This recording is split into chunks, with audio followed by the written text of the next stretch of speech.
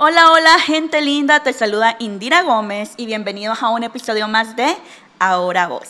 Quiero recordarte antes de iniciar el episodio de hoy que puedes seguirnos en nuestro canal de YouTube y en nuestro perfil en Spotify para aquellos que tal vez vas ahí en el tráfico, estás en el trabajo o te gusta solo escuchar los podcasts, también los tenemos en audio.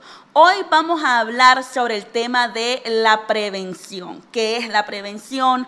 ¿Por qué hubo un cambio en esto de la medicina curativa a la medicina preventiva y todo lo que tenemos que saber alrededor de eso? Y para eso tengo hoy a la especialista, a la super doc, doctora María Elena Pérez, que yo sé que muchos le conocen, doc, muchos hablan súper bien de tu trabajo. Ella es ginecóloga obstetra, especializada en todo lo que tiene que ver de la reproducción humana, ¿verdad, doc? Bienvenida. Bueno, muchísimas gracias, Indira, por la invitación y espero que la información les sea útil a todos. Así es. Bueno, vamos a empezar por el inicio, como, ¿verdad? Como dicen siempre los chavalos, y es, ¿qué es la prevención? ¿O qué entendemos por prevención?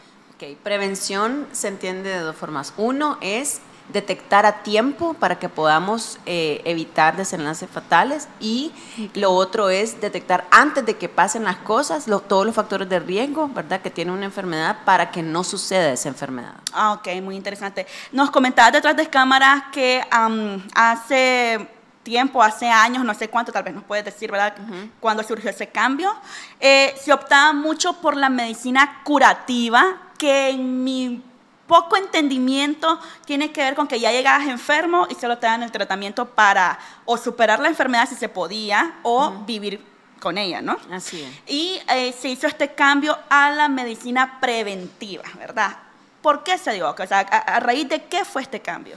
Bueno, realmente lo que nosotros como médicos buscamos siempre es tratar de prolongar la vida, ¿verdad? Y de buena calidad, una calidad de vida, no solamente vivir, sino con calidad.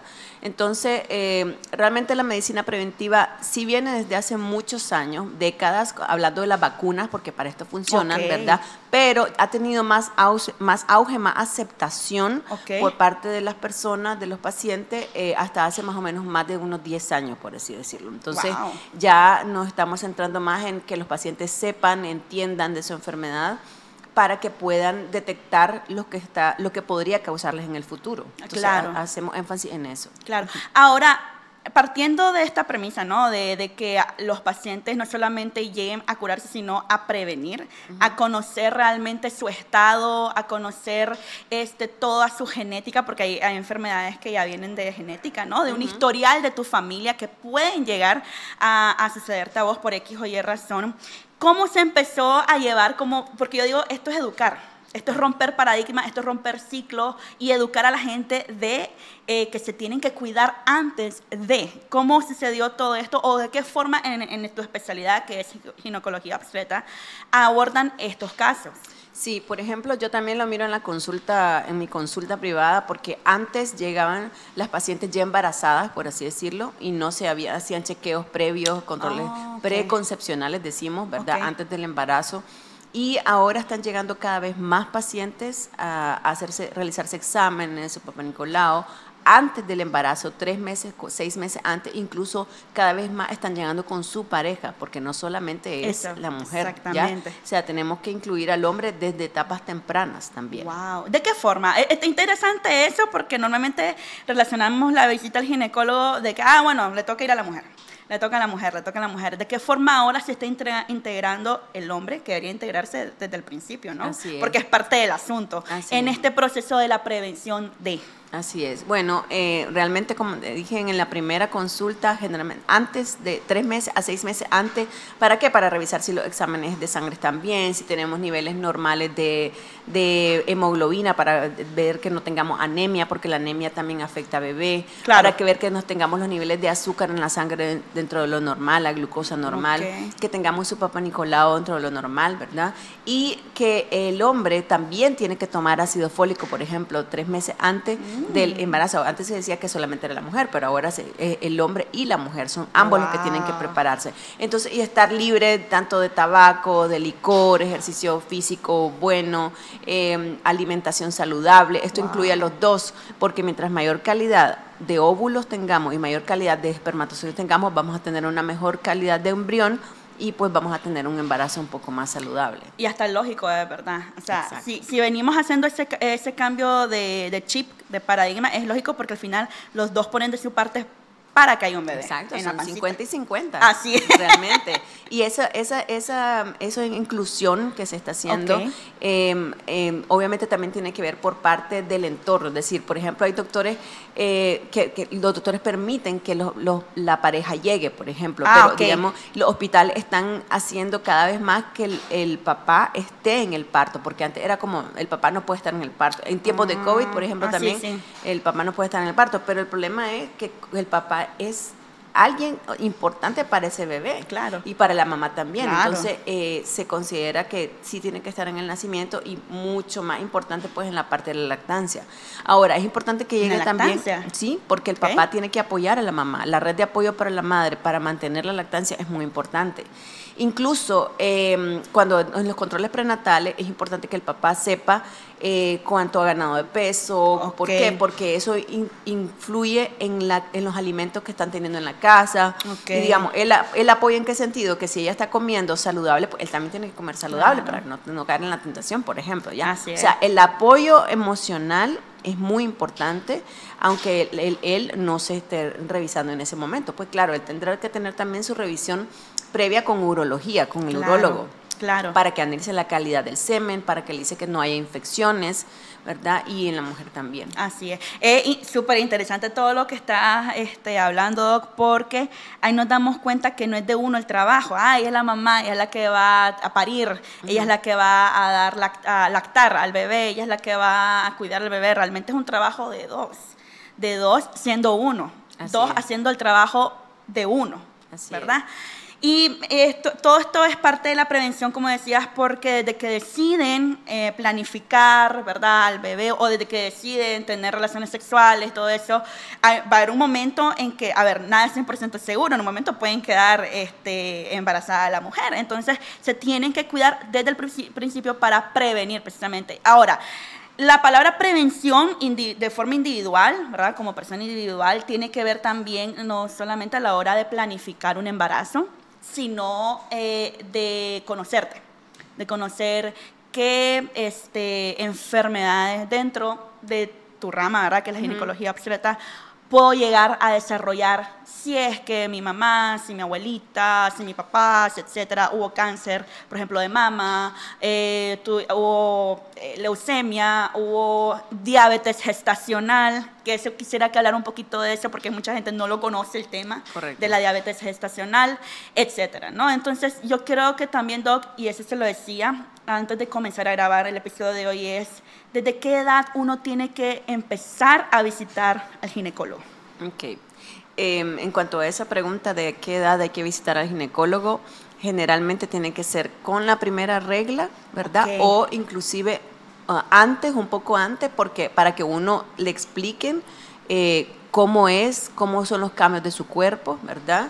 Siempre es bueno hacer un ultrasonido pélvico, obviamente, para poder ver útero, para ver ovarios, para ver cómo va el desarrollo mamario, para ver cómo va el vello púbico, ¿verdad? No hay que decirle a las pacientes, ellas tienen que saber cuándo es el momento más o menos normal en que va a venir la regla. Tengo pacientes que tienen 18 años y no le ha venido la regla, por ejemplo, entonces eso no es normal. ¿A qué se debe eso? Buena pregunta. Bueno, hay muchos factores, pero uno de los principales que se llaman disruptores endocrinos que provocan alteraciones, ya sea, digamos, la lavanda, de la cistín, cosas como los plásticos, los nanoplásticos. A veces tenemos plásticos, ya se han encontrado plásticos en la placenta, en el semen, en el cerebro. ¿De verdad? También, sí, en el cerebro del humano. Estamos consumiendo plástico y no nos damos cuenta realmente. Sí, busquen eso, disruptores endocrinos. Sí. Entonces, eso ha provocado tanto alteración hormonal que ahora las pacientes, las niñas están, incluso están teniendo su regla antes 8 o 7 años, por ejemplo. Choque hormonal ese. Exactamente, porque pues todavía no están preparadas. O también puede ser que sea más tarde, Por ejemplo, aquellas pacientes que tienen ovario poliquístico, por ejemplo, y se atrasa. Claro. Entonces, sí, a veces también puede haber factor genético, ¿ya? Pero si las personas no saben qué es lo normal, entonces no es tan fácil detectar qué es lo anormal. Claro. Por eso es importante la visita al ginecólogo anualmente. ¿Ya? Yo siempre les digo a mis pacientes, usted escoja, qué sé yo, el mes de su cumpleaños. Usted sabe que todos los días, los meses de su cumpleaños usted tiene que venir a su consulta, por ejemplo. ¿Ya? Entonces, con respecto a lo que decías de la parte del volviendo a lo del embarazo y el papá, al final resulta ser en una inversión emocional, ¿verdad? No conozco bien el término, pero te lo estoy diciendo porque, o sea, si la mamá tiene predisposición genética a ser diabética, porque su familia es diabética, entonces ella tiene que guardar sus valores normales dentro del embarazo de azúcar para que la hija o el hijo no tenga esa predisposición genética y no se vuelvan diabéticos cuando ya sean o niños, adolescentes o adultos, porque hay diabetes del niño, ¿ya? Sí. Diabetes se llama la tipo 1, que es generalmente la juvenil. Entonces, pero entonces eso, o sea, uno tiene que cuidarse durante el embarazo también, porque hay algo que se llama programación fetal. Entonces, eso es que una paciente, digamos, con síndrome de ovario poliquístico tiene alterada su hormona, eso predispone a la bebé mujer para que cuando ya sea adulta tenga síndrome de ovario poliquístico. Entonces, realmente la preparación influye desde antes del embarazo hasta la vida adulta, tiene repercusión. O sea, de aquí no nos salvamos ninguno. Así es. El sentido, y me gusta, como lo que decíamos al principio, ¿no? Este cambio, este paradigma que hubo de la medicina curativa a la preventiva, porque tal vez nuestros padres, nuestros abuelos, tatarabuelos, se criaron bajo la medicina curativa, o sea, no tenían ese pensamiento o esa visión de empezarse a preparar y cuidarse desde mucho antes. Tal vez no tenías pareja, pero no importa, o sea, desde mucho antes preparar tu cuerpo para cuando planificarás tener un bebé, en este caso, o simplemente para cuidar tu salud. Porque es lo que decíamos, porque la prevención no solamente es para planificar, sino para cuidar tu salud, no sabes lo que va a pasar. O sea, si vos no sabes tu historial médico, y lo digo esto porque siempre que uno va a cualquier especialista, o sea, de la rama de la medicina a cualquier área, siempre lo que te preguntan es, cuando llenan tu hoja, es qué enfermedad tiene tu papá, qué enfermedad tiene tu mamá, si tus abuelitos murieron de cáncer, si hubo diabetes, hipertensión, etcétera, etcétera. Entonces, por algo hacen esas preguntas, creo yo. Claro. Todo esto lo venís arrastrando en tus genes al final. Así es. Y es parte de la prevención. Así es, totalmente de acuerdo. Por eso tenemos que saber nosotros qué es lo que tiene cada uno, cada quien, ¿verdad? Nuestros padres, porque sabemos que nosotros podemos también cambiar, es decir, podemos bloquear ese relevo generacional que tenemos para que no suceda eso a nuestros niños. Incluso, también se dice que hay, tanto la programación fetal es en la niña que viene creciendo y los óvulos de esa niña. Wow. O sea, todo lo que compone el cuerpo humano. Así es. O sea, los óvulos para la nieta. Sí. Ya, o sea, es realmente impactante, pero por eso es lo que queremos. O sea, ahora estamos haciendo mucho énfasis en eso, la educación, pero lo más importante es que la gente, pienso que está un poco más abierta. No todo, todavía. Yo atiendo a señoras mayores también de la tercera edad y todavía escucho que dicen, no, pero yo no había venido porque no me sentía nada. Y tenían tal vez 15 años de no revisarse, por ejemplo. Wow. ¿Ya? Entonces, eso sí es común en las personas de la tercera edad, pero en las mujeres en edad reproductiva realmente y en las menores está siendo un poquito más común que visiten al ginecólogo. Hay como pero sí está mejor. Sí, hay como una mayor percepción de la prevención y del autocuidado, ¿no? Creo yo. Así es. Me impresionó mucho lo que acaba de decir, doctora, de que aún todo este proceso, esta educación, este abrir de los ojos, ¿no? De la prevención y del autocuidado y de regular tus visitas a cualquier especialista, creo yo, en este caso, específicamente ginecología, también va a influir en tu nieto, en lo que se está formando en el futuro. O sea, no ha pasado, pero en el futuro se va a formar. Así y es. si no te cuidas, va a arrastrar con todo esto, malas prácticas. Yo lo digo así, ¿no? Malas prácticas porque nadie nace aprendido. Yo creo que para eso está ahora toda esta educación y enseñanza de la medicina preventiva y lo que se vaya descubriendo en el futuro. Claro. En lo que se vaya descubriendo en el futuro. En tu caso, que es la reproducción humana, tal vez nos hablas un poquito de qué significa reproducción humana y los estudios. Okay. Yo soy especialista en biología de la reproducción humana o en fertilidad. Realmente las pacientes, cada vez hay más parejas con infertilidad en el mundo, ¿verdad? La OMS ya en abril del año pasado indicó que sí había un problema muy alto, creciente. 1 de cada 6 parejas ya tienen, perdón, 1 de cada 6 personas ya tienen infertilidad, ¿verdad? Y eso es que si tenemos más de 35 años y llevamos 6 meses buscando bebé, hay que ir al especialista porque estamos ya en infertilidad. Y si tenemos menos de 35 años y llevamos 1 año buscando bebé, hay que ir también al especialista.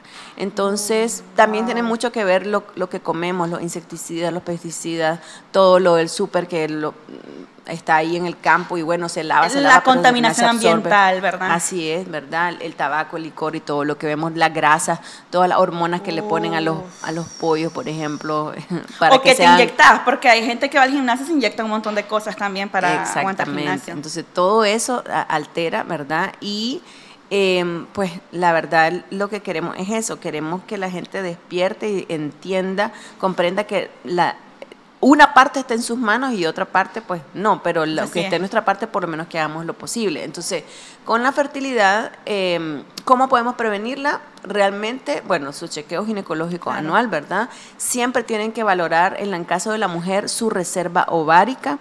La reserva del ovario es el número de folículos que uno tiene y que eso nos indica las probabilidades de embarazo como tal. Entonces, hay una cierta cantidad de folículos según la edad de la paciente. Eso se mide por un ultrasonido transvaginal y eso se lo tienen que decir a su ginecólogo, ¿verdad? Claro.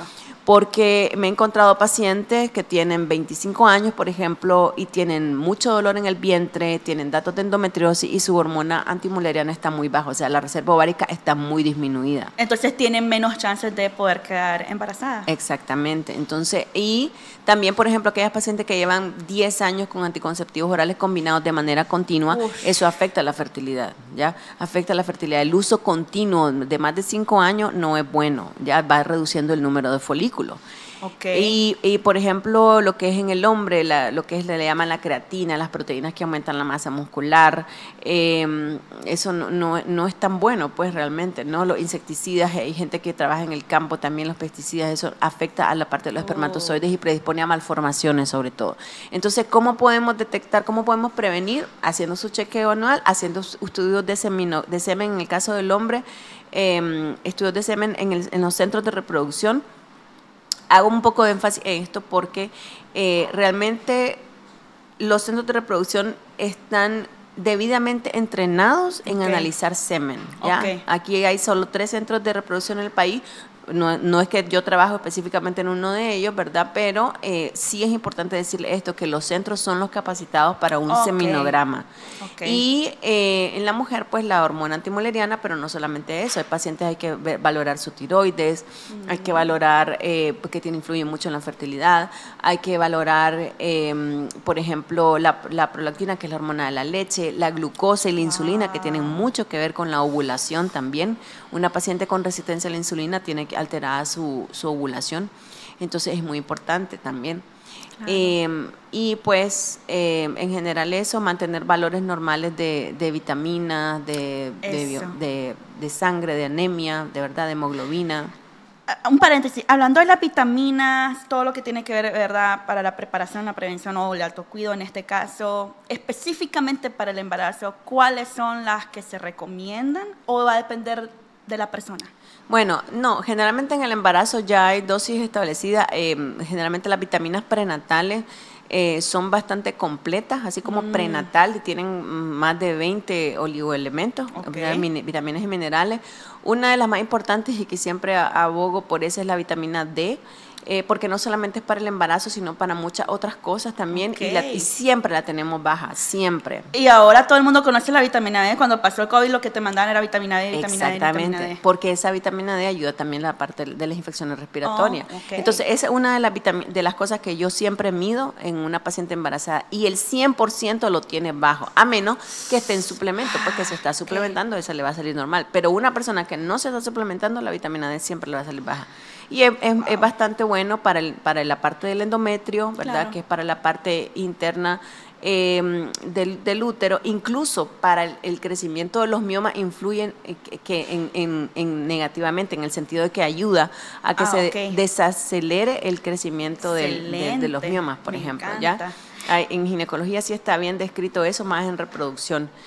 Entonces, otra de las cosas que siempre tenemos que estar presentes también es la parte de la toxoplasmosis, por ejemplo, en el embarazo. Obviamente, se indica durante el embarazo para ver si hay contaminación por un parásito que se llama Toxoplasma gondii. Este toxoplasmosis está más que nada en los perros o en los gatos, por ejemplo. No es que sea malo que tengamos perros y gatos. Para allá iba, para allá iba. Ya he tenido pacientes que, o sea, ellas tienen la toxoplasmosis y le hacen examen a su perro y su gato y no tienen ellos. Entonces, ¿cómo se contagian? Bueno, a los restaurantes. A veces uno va a los restaurantes y uno no sabe, ¿verdad? Si comes en la calle mucho, por ejemplo. Exactamente. Sí, pero igual, eso es algo que mucha gente en Nicaragua, O sea, y es algo endémico, es algo que está en todos lados, pues. Okay. Pero lo importante es que no te contagies durante el embarazo, ¿ya? Ok. Entonces, por eso hay que repetirlo en el embarazo, al inicio, y hay que repetirlo al final. Ok, excelente. Esa es una manera como de prevenir. Importante, en las pacientes con que tienen hipertensión, por ejemplo, tienen que mantener sus valores normales de presión para poder embarazarse. Okay. Y otra de las cosas que quiero tocar muy importante también es cómo prevenir a la preeclampsia. La preeclampsia es la elevación de la presión arterial después de las 20 semanas durante el embarazo, y eso generalmente se da... hay factores de riesgo para desarrollar preeclampsia, ¿verdad?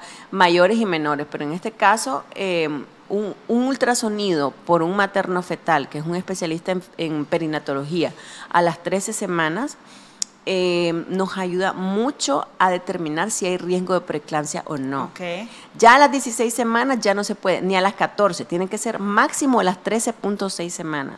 Son muy específicos pero los rangos, pero sí están, y lo pueden buscar también. Porque, o sea, las fechas y los tiempos en el proceso del embarazo son importantísimos. Así es, exactamente. Entonces, eso nos dice, la paciente tiene alto riesgo para preeclampsia, entonces uno puede tomar aspirina, pero no es que todo el mundo va a tomar aspirina, okay, ¿no? Okay. Ya, sino que eso es aquella paciente que tiene el riesgo. Okay. Solo quería mencionar un poquito en cuanto al cáncer de mama, por ejemplo, aquella paciente que tiene, normalmente después de los 40 años, hay que hacerse su mamografía. Pero digamos, si yo tengo a un familiar en primer grado que se diagnosticó el cáncer de mama a los 40 años, un ejemplo, ¿verdad?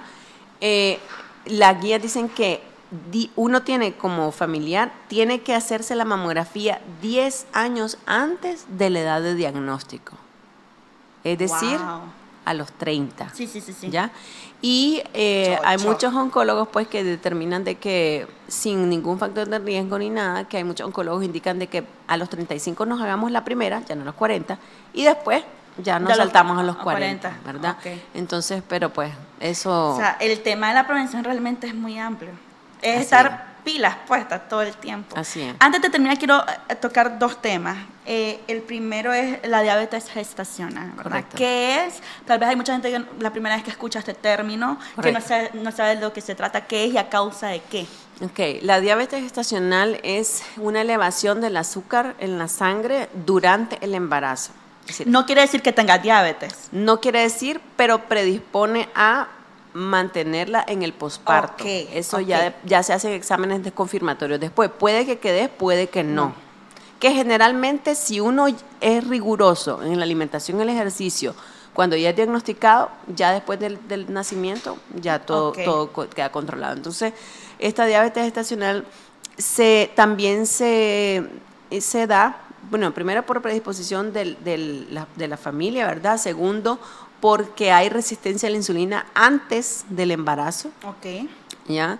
Tercero, porque aumentamos mucho de peso durante el embarazo. Entonces, esto predispone más a que se eleve el azúcar en la sangre y esto tiene repercusiones a nivel de bebé. Sí, en el sentido de que aumenta mucho de peso bebé y tiene mucho líquido amniótico, más del necesario, lo que llamamos polidramnios, y tiene repercusiones porque son cosas serias y predisponen a bebé también a que tenga problemas de alteraciones de los carbohidratos más adelante también. Excelente. Ya para terminar, Doc, quiero tocar un tema, no sé si tiene que ver con la infertilidad, aquí yo estoy de verdad preguntando como nueva en este tema, y es que a raíz de todo lo que fue COVID, pandemia, estarse encerrados, muchos países cerraron por completo, ¿verdad? Y todo el mundo se quedó en su casa, aumentaron los casos de ansiedad y de depresión. ¿Qué tanto influye la ansiedad y la depresión diagnosticada en el tema de la infertilidad? Sí, sí influye porque generalmente la hormona, el cortisol, que es la hormona del estrés, sí se eleva y eso me puede inhibir la ovulación, me la puede afectar a la ovulación como tal. Y me afecta pues la calidad ovocitaria también. Y lo preguntaba precisamente porque yo he tenido aquí pediatras, nutriólogos, todo eso, ¿verdad? Nutricionistas, perdón.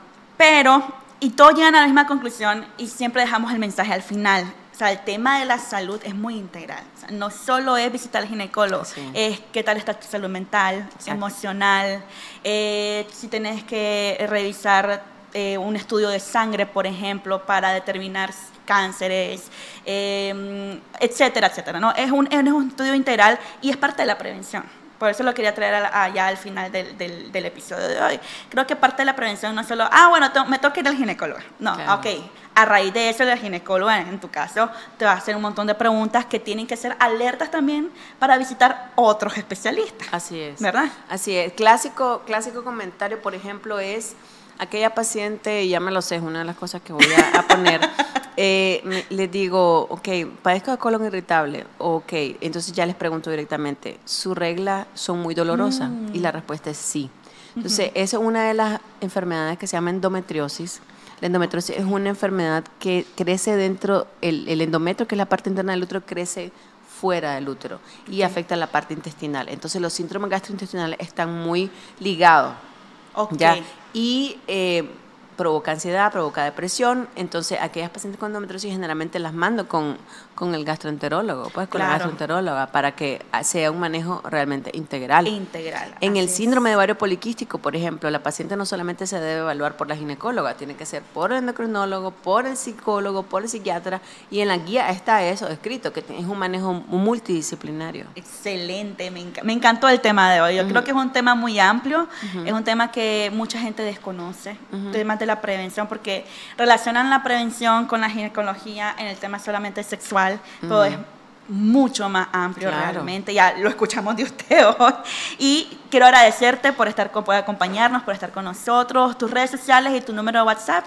Sí, mis redes sociales, estoy en Facebook como doctora Marilena Pérez, en Instagram igual, y mi número de teléfono es 888-67-486.